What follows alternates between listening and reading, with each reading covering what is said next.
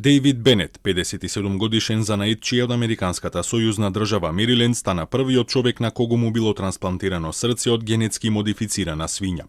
3 дена по експерименталната 7-часовна операција, Бенет се чувствува добро, иако лекарите се уште не можат со сигурност да кажат какви му се долгорочните шанси за преживување.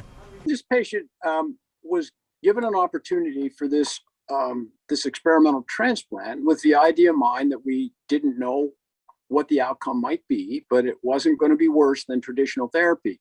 Поради неговата лоша здравствена состојба, Бенет не можел да добие човечко срце од донор, па научниците од Медицинскиот универзитет на Мериленд добиле специјална дозвола од американските здравствени регулатори за да ја извршат процедурата. За медицинскиот тим кој ја изврши операцијата, процедурата представува кулминација на децении истражувања и нејзиниот резултат може да промени милиони животи ширум светот.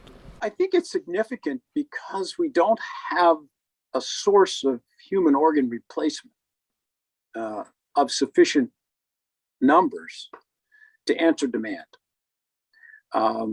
And not only demand, but a timely demand. And there are people who, because of the scarcity of the human heart and its relative value, who just are not included in transplantation for age and other reasons. Научниците со децении ја разгледуваат можноста за употреба на животински органи за да се задоволи потребата за трансплантации.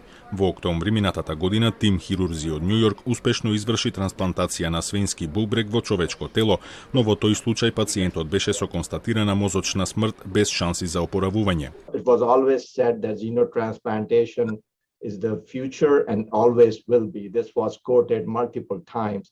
I would like to say that xenotransplantation is now the present.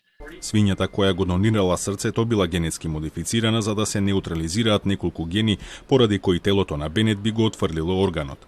Лекарите велат дека револуционерната операција беше успешна, но допрва треба да се види што тоа ќе значи за пациентот и дали ќе успее да продолжи со животот.